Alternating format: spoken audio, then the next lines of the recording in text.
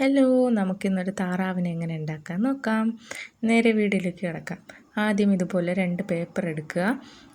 അതിന് ശേഷം ഇതുപോലെ ഒന്ന് മടക്കി പശ ഉപയോഗിച്ച് ഇതുപോലെ ഒന്ന് ഒട്ടിച്ചു കൊടുക്കുക. രണ്ടും ഇതുപോലെ ഒന്ന് ഒട്ടിച്ചെടുക്കണം. രണ്ടും ഇതുപോലെ ആക്കിയതിന് ശേഷം ഇതുപോലെ ഒന്ന് ഒട്ടിച്ചു കൊടുക്കണം. രണ്ടും തമ്മിൽ യോജിപ്പിച്ച് കൊടുക്കണം. അതിന് ശേഷം വേറൊരു പേപ്പർ ഇതുപോലെ എടുത്ത് മടക്കി അതിലോട്ട് ചുണ്ടിൻ്റെ ഷേപ്പിലൊന്ന് ഇതുപോലെ ഒന്ന് വരച്ചു കൊടുക്കണം.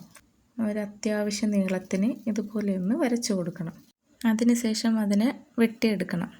വെട്ടിയതിന് ശേഷം ഇതുപോലെ ഒന്ന് കിട്ടും. അതിന് ശേഷം വേറൊരു പേപ്പറിൽ നമ്മുടെ താറാവിൻ്റെ കാല് ഇതുപോലെ ഒന്ന് വരച്ച് വെട്ടിയെടുക്കണം. ഇതുപോലെ ഒന്ന് എടുക്കണം. അതിന് ശേഷം അതിൻ്റെ തലയുടെ ഭാഗത്ത് വയ്ക്കാനായി ഇതുപോലെ ഒന്ന് വരച്ച് ഇതേപോലെ ഒന്ന് വെട്ടിയെടുക്കുക. ഇതുപോലെ ഒന്ന് കിട്ടും. അതിനുശേഷം നമുക്കിതെല്ലാം ആ താറാവിൻ്റെ ദേഹത്തോട്ട് ഒട്ടിച്ചു കൊടുക്കാം.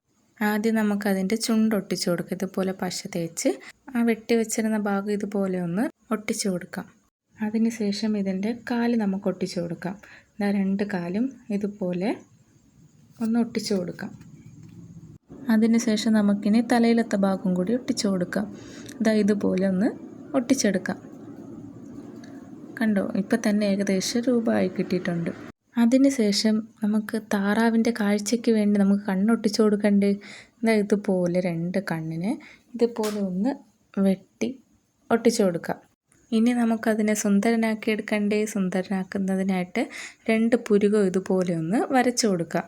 2 സൈഡും ഇതുപോലെ ഒന്ന് വരച്ചു കൊടുക്കണം.